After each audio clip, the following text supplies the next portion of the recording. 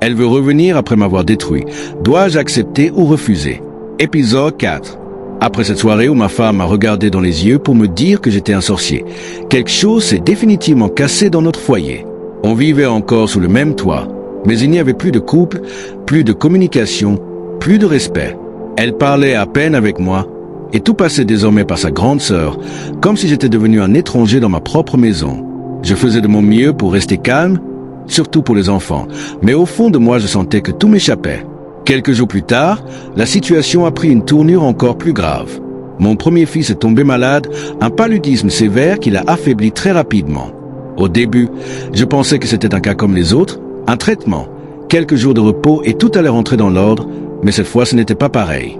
Son état empirait, il devenait de plus en plus faible et moi je commençais à paniquer. Je l'ai immédiatement conduit à l'hôpital. Les heures passaient, puis les jours, mais aucune amélioration. Le premier jour, rien. Le deuxième jour, toujours rien. Je ne dormais plus. Je restais assis à côté de lui, à le regarder respirer difficilement, à prier en silence sans même savoir à qui m'adresser. Ce qui me faisait le plus mal, ce n'était pas seulement de voir mon fils souffrir, c'était de constater que sa mère n'était pas là. Pas un appel, pas un message, rien. Le troisième jour, j'ai commencé à me poser des questions. Comment une mère peut rester absente alors que son enfant est dans cet état? C'est à ce moment-là que j'ai décidé de rentrer à la maison pour comprendre ce qui se passait réellement. J'ai demandé à un ami de rester à l'hôpital pour surveiller mon fils, puis je suis parti. En arrivant devant la maison, j'ai immédiatement senti que quelque chose n'allait pas. Il y avait un silence étrange, lourd, inhabituel.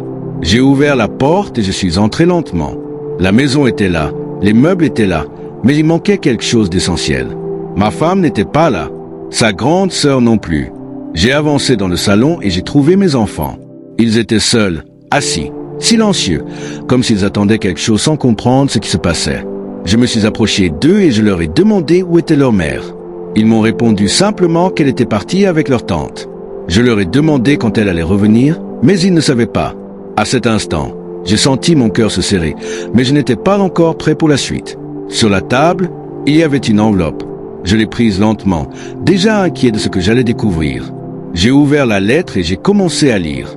Elle disait qu'elle ne pouvait plus vivre avec moi, qu'elle avait compris qui j'étais réellement, que son pasteur lui avait ouvert les yeux. Elle me décrivait comme un danger, quelqu'un capable de faire du mal à ses propres enfants. Et puis il y avait cette phrase que je n'oublierai jamais. « Tu veux tuer ton fils, je préfère partir avant qu'il ne soit trop tard. » Je suis resté là, debout, sans réaction. Je ne savais plus quoi ressentir. Est-ce que je devais me mettre en colère, pleurer ou simplement accepter? Tout se mélangeait dans ma tête. Comment une femme avec qui j'ai vécu 15 ans pouvait croire une chose pareille? Comment elle pouvait partir au moment précis où son enfant avait le plus besoin d'elle? Je n'ai pas pleuré. Je n'avais même plus la force de pleurer. J'ai juste regardé mes enfants et à ce moment-là j'ai compris que je n'avais plus le droit de tomber. Peu importe ce que je ressentais, je devais rester debout pour eux. Je suis retourné à l'hôpital immédiatement. Cette nuit-là, je suis resté à côté de mon fils sans bouger, à le regarder, à espérer, à prier encore. Mais au fond de moi, une autre question avait commencé à grandir, une question que je ne pouvais plus ignorer. Est-ce que tout ça était vraiment un hasard, ou est-ce que quelqu'un tirait les ficelles derrière tout ça? Quelques jours plus tard, alors que mon fils commençait lentement à aller mieux, j'ai reçu une information qui m'a complètement bouleversé. Et c'est là que j'ai commencé à comprendre que le départ de ma femme n'était pas seulement une décision personnelle. Dis-moi en commentaire, est-ce que tu penses qu'on peut manipuler quelqu'un au point de lui faire abandonner son propre enfant? Abonne-toi maintenant, parce que dans l'épisode 5, tu vas découvrir qui était réellement derrière tout ça. Et crois-moi, tu ne t'y attends pas. Bienvenue dans le lieu de confession, by Jimmy Résolution. Ici, lorsque la pluie tombe et que le tonnerre gronde, les voix se libèrent. Les secrets enfouis refont surface. Les vérités que personne n'a jamais osé prononcer trouvent enfin un refuge. Dans cet espace, des hommes et des femmes viennent déposer leurs blessures, leurs regrets, leurs fautes, leurs espoirs. Des histoires d'amour, de trahison, de miracles, mais aussi des douleurs silencieuses que personne ne voit. Ici, rien n'est inventé. Chaque mot est réel, chaque émotion est vraie, chaque confession est un morceau de vie livré en toute discrétion.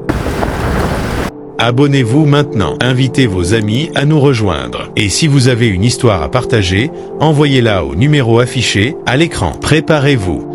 Chaque jour, une nouvelle vérité se dévoile.